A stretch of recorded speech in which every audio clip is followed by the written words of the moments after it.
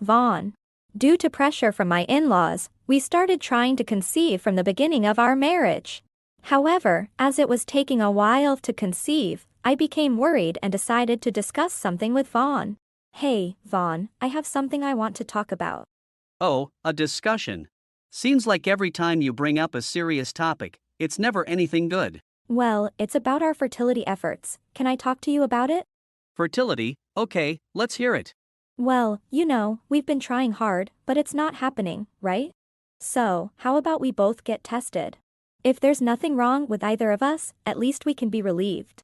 No way, I refuse. Come on, don't just dismiss it like that. I don't want to do it. Why should I have to take such a test? But we're not conceiving at all.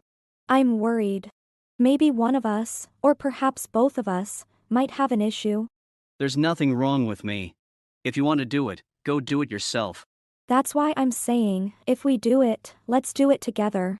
When I suggested to Vaughn that we should get tested, he predictably reacted negatively. However, due to my many concerns, I somewhat forcefully took a reluctant Vaughn to the hospital. There, we received a shocking diagnosis. No way, this can't be true. One of my ovaries has cancer? See, I told you it was your problem. Wait, cancer isn't contagious, right? I'm safe, aren't I? Wait, what are you saying? I have cancer. You could at least show a little concern. It's not cancer, it's just a suspicion of cancer. It's still just a possibility, right? Plus, we need a re-examination at a larger hospital. Things will become clear there, so there's no point in worrying about it now. Maybe that's true, but after the tests at the hospital, it was highly suspected that one of my ovaries had cancer. Vaughn showed no concern for me, who was in shock, and was very cold. Despite my growing distrust of Vaughn, I went to a larger hospital for further testing. Lisa, regarding the tumor in your ovary, there's no doubt it's ovarian cancer. It is advisable to remove the ovary as soon as possible. Ovarian cancer, removal of the ovary. I know it's tough, but if we don't remove it, there's a risk the cancer will spread. Honestly, even with its current size, there's not a 0 chance of it spreading. Is that so? Is there no other way to treat it besides removal? If we don't remove it now, it will allow the cancer to progress. Even if we remove it later, if the cancer has progressed, the chance of recurrence within 5 years jumps to over 70%. That high. But removal is so extreme. I understand your anxiety. I'd feel anxious too if I were in your place. However, surgery is essential for a better future for you. Ideally, we'd like to perform the surgery within a week. I see. Okay, please go ahead. After a re-examination at a major hospital, I was officially diagnosed with ovarian cancer. Since then, everything moved quickly towards surgery, and before I knew it, it was the day of my hospital admission. On the day of admission, the female doctor who was in charge of my case came to my room. That's the plan going forward. Yes, I understand. In our hospital, a skilled surgeon will perform the operation. I will take responsibility for monitoring your progress after the surgery. I can't say don't worry, but please trust us. Doctor, thank you. By the way, the other day my daughter. The doctor explained the outline of the surgery and the general postoperative process, and then made small talk. Her kindness, trying to relax me in my nervous state, was somewhat comforting. After the doctor and my parents, who had accompanied me for the admission, left the room, Vaughn and my in-laws came in. Hey, if you have your ovary removed, you can't have children anymore, right? But both I and my parents want children, you know that, don't you, Lisa? Yes. There's no point in continuing as a couple if you can't have children, and we've been fighting a lot lately, right? I don't want a life without children, so let's get divorced. Is this a divorce paper? It's already filled out. Why so suddenly? I've been patient for years, it's not sudden. And this is what happens when you force me to get tested. Don't you think you owe me an apology? Honestly, you should be the one suggesting a divorce. But there's still a chance to get pregnant if we preserve one ovary. We looked it up, but apparently that increases the risk of metastasis. Besides, there's a possibility it has already spread, right? Are you planning to jeopardize our son's future with such uncertainty? I plan to undergo chemotherapy and have regular checkups. Shut up. I'm saying we don't need a barren woman like you. Get a hint. How can you say that? Here's some consolation money. I've already decided on a new wife, so don't get involved with us anymore.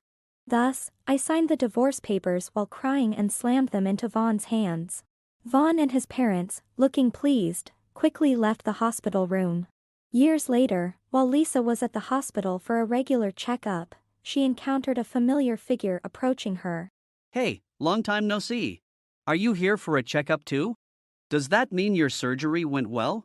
That's good to hear. Are you still holding a grudge about that time? I was wrong back then. I remarried, but actually, things aren't going well for me now. You're ignoring me, but at least you're listening. Actually, I'm having surgery tomorrow. When we got tested together, they found I had a mild varicocele. I was told it was okay to watch and wait, so I ignored it, but it got worse. Ah, I see, it's like you're speechless, right? And now, my wife and her parents are blaming my illness for infertility. Her parents run a company and are desperate for an heir, so they were pressuring me. Then, they blamed my illness for the infertility and just discarded me. What goes around comes around. Ha? Did you say something? Well, whatever. So, how about we, both infertile, get back together? I don't care about having kids anymore. You've been going on and on by yourself. Just so you know, I'm not infertile. I kept one ovary, and it hasn't metastasized. And I have no intention of getting along with you. As I rebuffed Vaughn's strange proposal, I was called in for my appointment at just the right time, so I quickly left. Vaughn seemed to be saying something, but I ignored everything. A week later, while I was visiting my parents' house, Vaughn and his parents suddenly showed up. Good, Lisa, you're here. What? Why did you suddenly come here? I heard from my son. You had a successful surgery and can still have children, right? Since then, my son also had successful surgery. Please remarry him. What? What are you talking about? You've heard from our son, right? Vaughn is really hurt now. The only one who can understand his feelings is you, who has been through something similar. Something similar. What are you talking about? Don't get so worked up. Meeting again at the hospital that day was fate. It's like a drama story, two people in similar situations unexpectedly reuniting, right? Don't confuse drama with reality. And I told you last time, didn't I? I have absolutely no intention of getting along with you. That was a week ago, you must feel different now. Besides, you went through all that trouble to save an ovary. It would be a waste not to have kids. Exactly. Lisa's parents must also be eager to see their grandchildren, right? Yes, showing grandchildren is the best form of filial piety. I agree. And I realize I still love Lisa. I was sure of it when we met again. So, even if we don't have children, I'm totally fine with it. Vaughn, what are you saying? Children are absolutely necessary. That's right.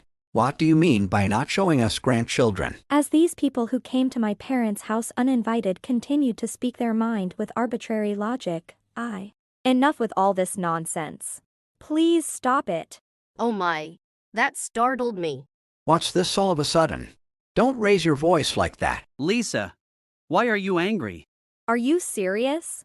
You really don't understand why I'm angry? No, I understand. It's because, we've been too loud, right? That's not it at all. You just said earlier that I'm the only one who understands Vaughn's hurt feelings, right? How dare the very person who hurt me say something like that? Oh, you're angry about that? Hey Mom, that's the line you said. I agree. Mom should handle this. What are you doing? Lisa, it's not like that. What I meant was, back then, I didn't intend to. Then tell me, with what feelings did you hurt me? And it's not just you, Vaughn and the rest are also to blame. Don't act like you're not involved. No, it's different. Back then, I was too obsessed with having children and couldn't see anything else. I didn't mean to hurt Lisa like that. Please understand. I'm the same. I didn't mean any harm. I don't care about your intentions. What I felt at that time is what matters. And I didn't undergo surgery for you. I don't want to see your faces anymore, so please leave. Hey, calm down. Think about it. You'd definitely be better off remarrying me. If you're with me now, having gone through similar experiences, it will surely work out. That's right. Since we've overcome the same difficulties, we can surely start over. Yes, and since you preserved your ovary, it would be a waste not to have children. Despite my clear refusal, Vaughn and his parents showed no signs of backing down. So, I decided to correct their misunderstanding. You've been talking to me as if I'm single, haven't you?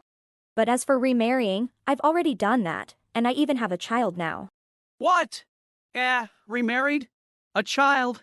What does this mean? Then why are you at your parents' house? You're living single at your parents' house, aren't you? I just happened to be visiting my parents when you all coincidentally came. What's that about? You never mentioned you remarried when we met last time, did you? Why should I have to tell you something like that? Back then, I was just being bothered by my ex-husband, wasn't I? Bothered? That's a harsh way to put it. Saying you've remarried, it's surely a lie. Yes, she must be just bluffing. Mommy, what's going on? It's noisy. What happened? Kids, and a man who looks like a husband. Could it be? She really did remarry. No, we can't be sure yet. This child could be a relative's. Why don't you just accept it? Let me introduce you. This is my husband Noah and our daughter Madison, whom I gave birth to. Hello, I'm Madison. Hi. Lisa, what's this situation? Seeing Madison and Noah, Vaughn and his former in-laws were confused. After I explained the situation to equally perplexed Noah and Madison. You've got to be kidding. Have you forgotten why you got divorced in the first place? And now you show up at her parents' house demanding to remarry. What kind of mindset do you have to be able to say such absurd things? That's right. That uncle there, he's just reaping what he sowed. Because he was mean to Mommy, now he's in big trouble. What? Don't joke around. Do you have any idea how much I've suffered? There's no way I can admit that all this happened because of one thing I said in the past. Keep talking. You said terrible things to Lisa, and now it's come back to bite you. If this isn't karma, what is? Maybe it was a stroke of luck that someone like you didn't have children.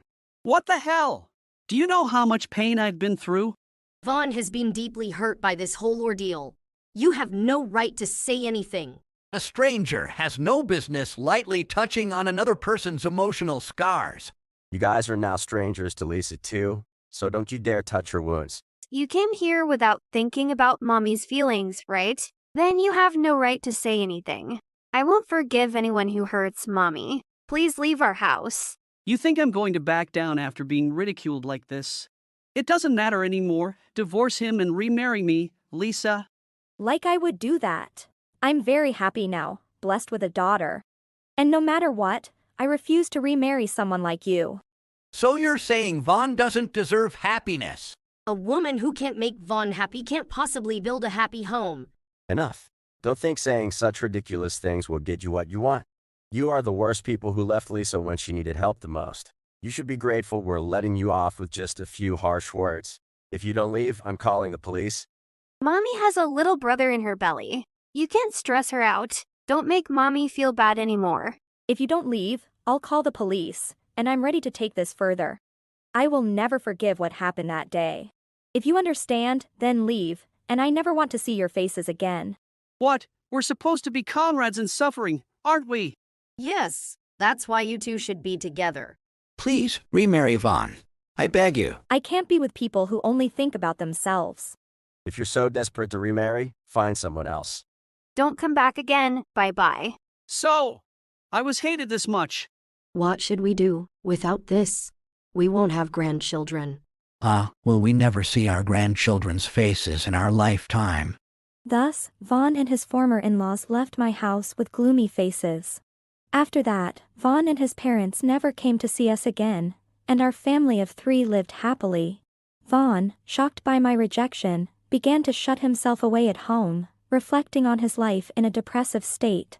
Realizing how terribly he had treated me and overwhelmed by the stress of his parents' constant desire for grandchildren, he eventually left this world. His parents, discovering what had happened, found a letter near him. Realizing the immense stress they had put on their only son in their desire for grandchildren, they soon followed in Vaughn's footsteps. In this way, Vaughn and his parents, who had always acted selfishly without self-reflection, couldn't bear the weight of their guilt and chose the worst way out. As for me, Hey Lisa, can I talk to you about something? Mommy, Madison has something to ask too. Is that okay? What's up with both of you? Are you planning something strange? Something strange?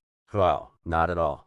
It's a really sweet and fluffy request. Oh, is this about some kind of dessert? Do you know about French toast? I want you to make that.